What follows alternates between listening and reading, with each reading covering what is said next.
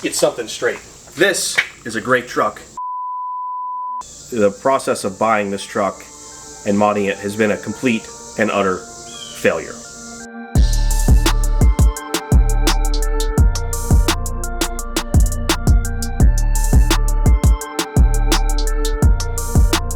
Let's rewind a little bit.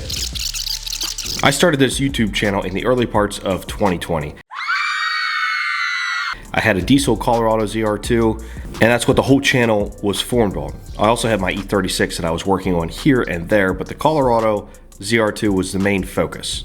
They announced the Silverado ZR2, and I was hyped. I was ready to pick it up. I was ready to start modding it, but I had to wait and wait and wait as COVID delayed it and this and that. So after searching multiple dealerships across basically the whole east side of the United States, I was able to finally get one in the beginning of May. I drove out to Buffalo, New York, brought the truck back, and then the mods began. Now the whole goal of buying this truck was for YouTube. Had it not been for YouTube, was not gonna buy it, did not wanna spend $73,000 on a truck that's not a diesel. It's absolutely ridiculous. So the whole purpose of the truck was specifically and exclusively for YouTube. So before I get a whole bunch of nasty comments saying I'm just complaining and I'm a crybaby and yada yada yada, I just want you guys to know that I love this truck. It's a great truck, but it's failed me miserably. The bugs are really loud tonight. I don't know, are those cicadas? Maybe I need to get a wearable mic or something. Anyway.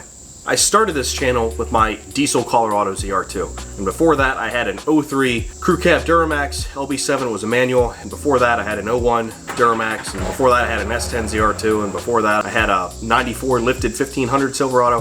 So I've always had a GM truck, and I've had 3 ZR2s now, but this is not what I thought it would be. The Colorado ZR2 is what started my channel and got me any kind of views and any kind of subscribers, so I thought getting the Silverado ZR2 would translate to even more viewers, more subscribers.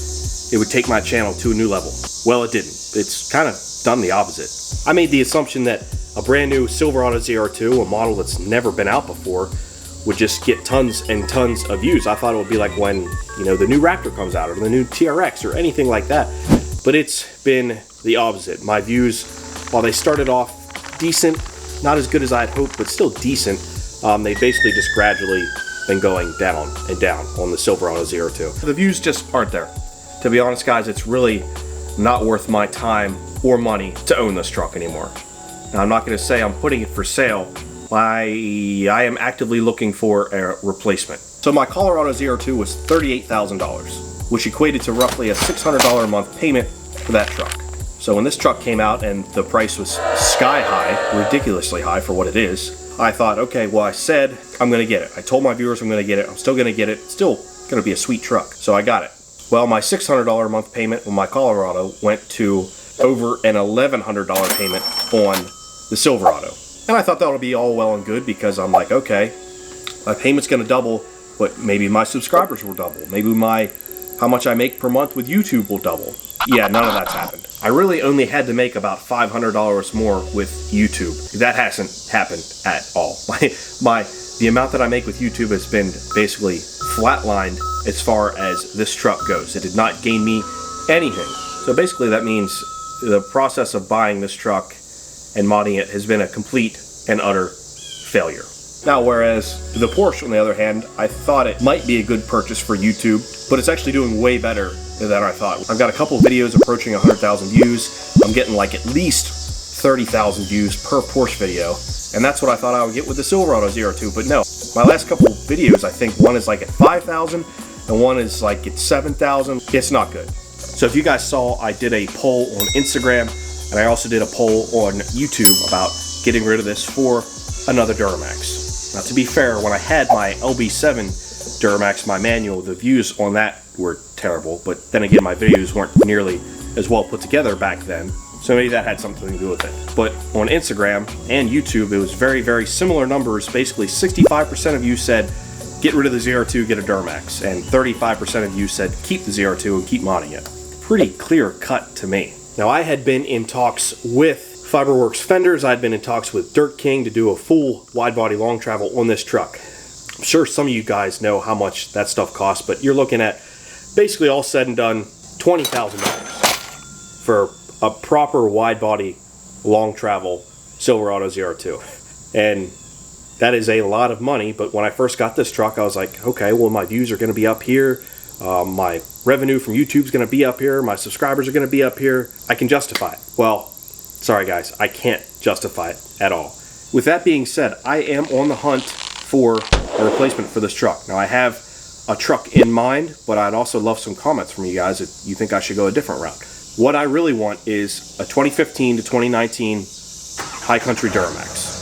Crew cab, short bed, 2500. I want the saddle brown interior. I love that. I basically need that interior because it's going to be a huge downgrade from this interior, but at least it's going to be brown. I know it's kind of a love it or hate it thing. I love it. So that truck will have heated and cooled seats like this. Will have a heated steering wheel that actually works because this one still doesn't. I have rear parking assist, which actually works because this one doesn't. It has forward collision alert, lane departure, sunroof. It can have all the things, almost everything this truck has, except I don't think it can have adaptive cruise control. So that I'm definitely going to miss. Obviously the inside doesn't look as nice, but it's still going to be nice.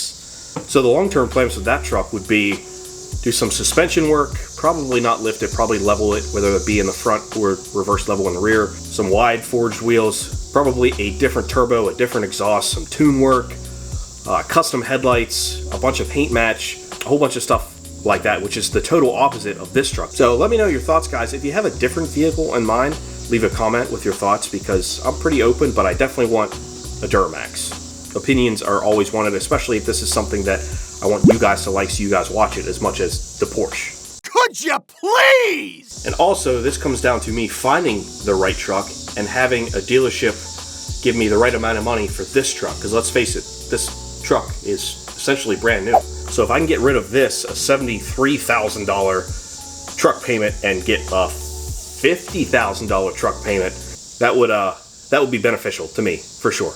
Now some of you are going to say, well, get the 2023 Colorado ZR2. I want it. We'll probably get it, but you also have to think, that's not coming out till at least the spring. And knowing how everything in the world is and all that, I'm going to guess probably you won't get your hands on one till summer. So you're talking, I mean, I'm going to say at least 9 months, if not almost a year, till I can even get my hands on that truck. I don't want to keep this truck for another year if it's getting me no views. So in between this truck and the Colorado ZR2, a diesel build. That's my thoughts. Thank you for watching, guys. Sorry, this is just a video of me talking. I hate YouTube videos like that, but I wanted to get you guys up to speed. And as always, links to basically all the mods to this truck are in the description box, along with links to the website to get a shirt like this and other ZR2 merch, etc., etc. Thanks for 30,000+ subscribers. I really want to hit 50 before the end of the year. Also, while I'm sitting here editing my life away,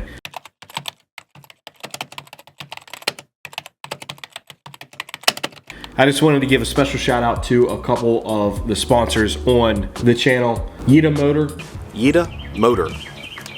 Sorry if I mispronounced that.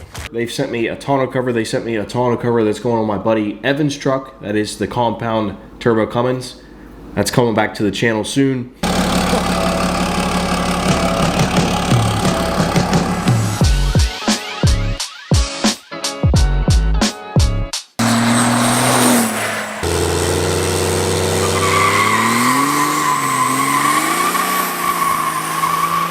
Also, AWE exhaust.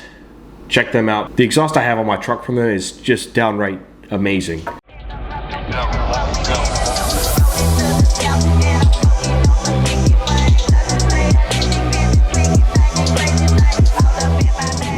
I mean, is it a Corvette or is it a truck? I'm not really sure. Sounds incredible.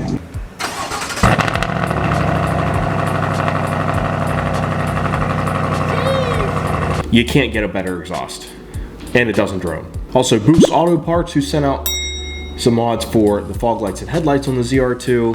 589 Fabrication, who sent me shock skids for the ZR2, and I also used them on my old Colorado ZR2. Many others that I'm missing. So be sure to check out links that I have below for all these things.